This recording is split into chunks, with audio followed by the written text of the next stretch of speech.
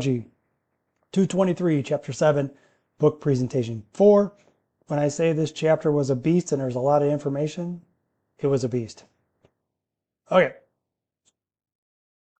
When you talk about punishment, and you try to shy away from punishment, you really do as a coach, but inherently there'll be times when there needs to be an intervention. Maybe your athletes are all a little squirrely, it's a full moon, whatever it is, or they kind of lose sight of the urgency of being great because they've won a couple games in a row. You know, sometimes you have to step in as a coach and be the heavy. But how you're the heavy matters, right? And with the information we've talked about before in the book, you talk about the ratio being positive to negative, and this kind of holds true for punishment as well. You know, most research suggests that you should be like 80 to 90% should be positive, and maybe 10%, in my opinion, should be punishment. But this comes from good coaching. If you're a bad coach, you'll find you have to punish often. And it's nothing but a detriment, and it's a distraction to the practice environment and trying to make your athletes better, because all you're doing is managing a bunch of little, like it's like a bunch of cats on fire running around. You're just trying to keep them on task. If you do this correctly, you need to understand a couple things here. You have to be able to understand that there's a difference between punishment, feedback, and how you deliver these things. But also, you have to be quite good at managing your environment. And we'll talk about this here in a second. So, this is something where you have to really look at how you would use punishment in a coached environment. Maybe you're in a classroom environment as a teacher. How would you use punishment within the classroom environment? Do you punish all for the behavior of one? Do you punish that one person? Do you ostracize them, single them out? These are questions that when you look at in terms of implementation of punishment, how it will have an end result of, or the end effect, or the end result is the effect on the person. And to some degree, when you look at it and you go, if this person is acting out or there's a behavioral issue, that's symptomatic. That's not the cause. Something else is causing that behavior. So in some regards, you have to have a little bit of empathy when somebody is acting out or behaving poorly, just like one person. Because then it becomes they're acting out and behaving poorly because of what? Are they being bullied by their teammates? Is there an issue at home?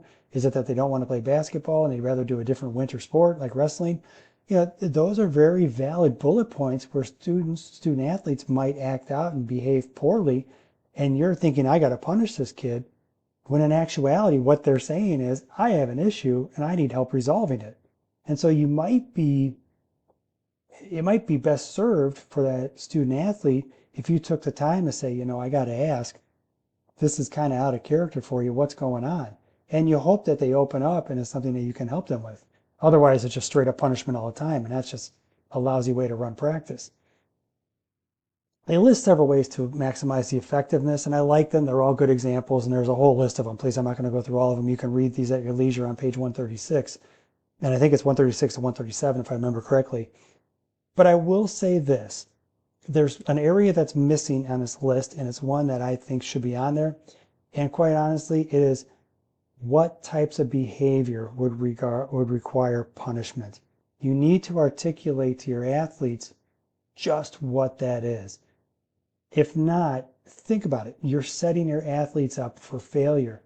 They're operating in an environment of unknown. It's going to bring about anxiety. They don't really know what is right and what is wrong. So you have to set that expectation as a coach and articulate that to your athletes.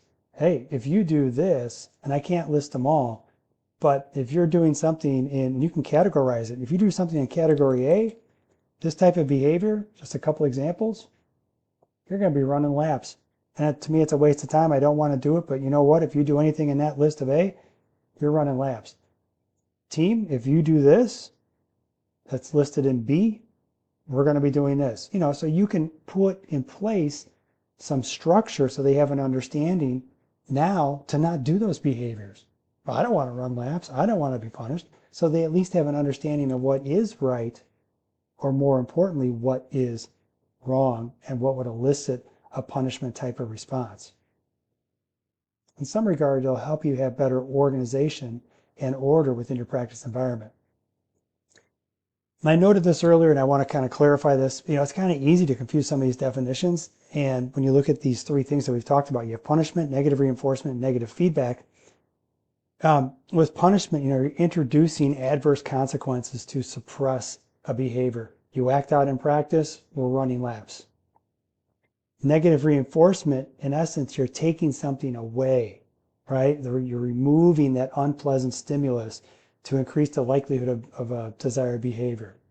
And, that's where I think many times people get kind of mixed up in terms of negative reinforcement and punishment.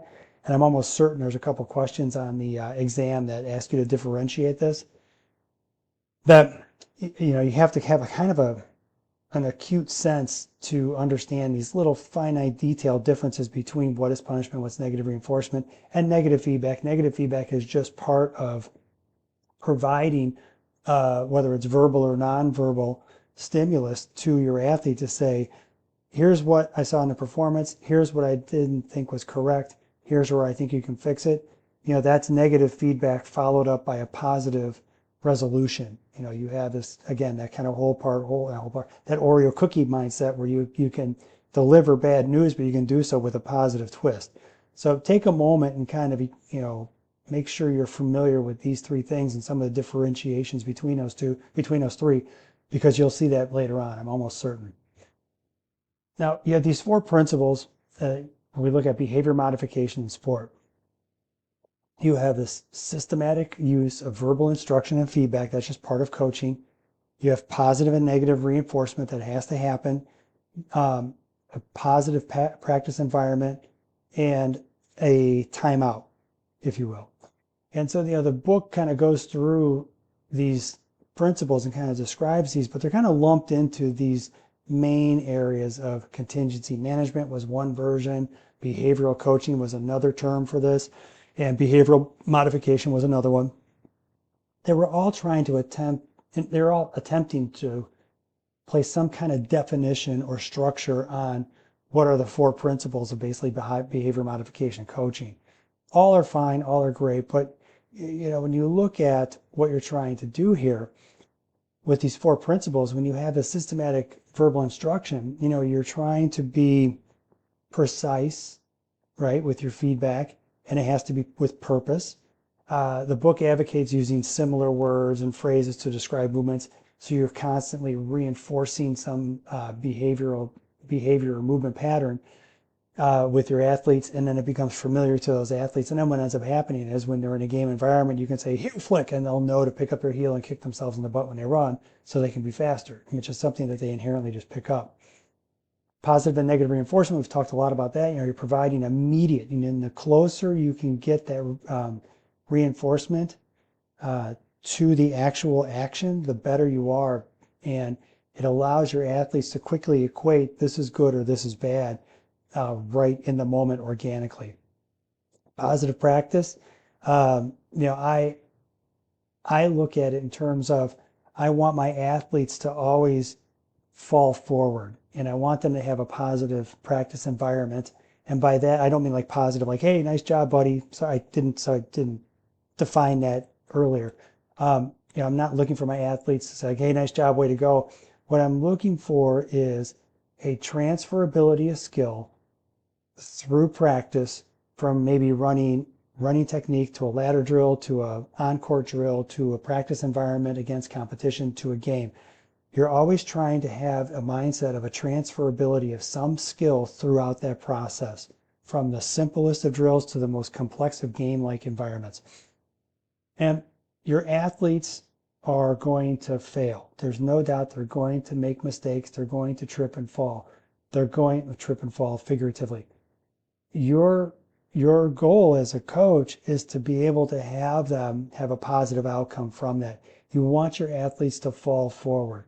When my athletes are working with me and we're doing speed, agility, quickness, and I'm teaching a very dynamic drill and it takes them out of their comfort zone, I literally tell them, if you're going to wipe out, this is the place I want you to wipe out.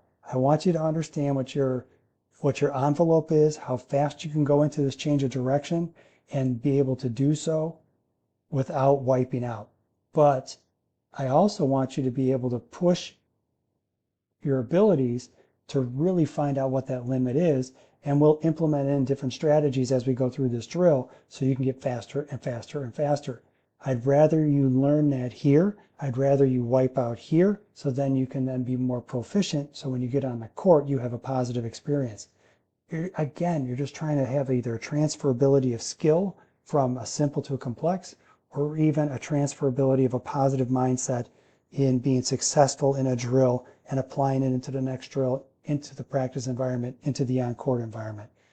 So you control the environment, you control the circumstances where the athlete is performing the skill, and then you ask them to implement in different changes. Think back to our research that we were talking earlier. One variable. You're asking them to change one variable in a very dynamic piece, or one variable in a very dynamic movement pattern, and you're asking them to refine that to be able to have a more refined overall movement pattern. It's one variable in a large picture, very much like we talked about changing one variable in an experiment. And then with a timeout, yeah, they list this in terms of, okay, we're going to take players out of practice when they have incorrect behavior. And so some regard you run into the dynamic where you might have athletes who act poorly so they can come out of practice and take a timeout. And as a coach, you have to foster an environment of competition, and you have to have this kind of competitive spirit to where your athletes don't want to come out. But you'll see that. You'll see athletes who will tank part of the practice because they want to come out and take a rest. As a coach, you have to find what's going on with that athlete, and when you pull them out and say, hey, I have to ask, I'm seeing you kind of taking time off. Are you not feeling good right now? What's going on? You have to have that dialogue with your athletes. So top to bottom, you have the systematic use of verbal instruction and feedback. You're using positive, negative reinforcement. And, the positive practice, the way I interpret this from the book is, you talk about refining movement and transferability of skill from simple to complex, and also trying to create a positive environment where you want them to push their envelope and be challenged in the coached environment, so then when you get in a game environment, they can transfer that skill right into the game environment and feel confident they can do that without wiping out or injuring themselves.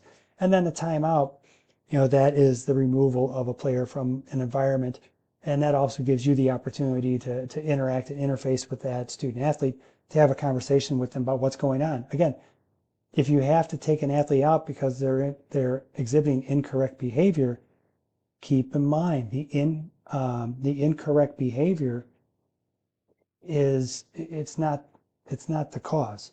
It is the symptom. And so as a coach, you need to help that athlete, and you have to figure out as well what is the cause of that behavior.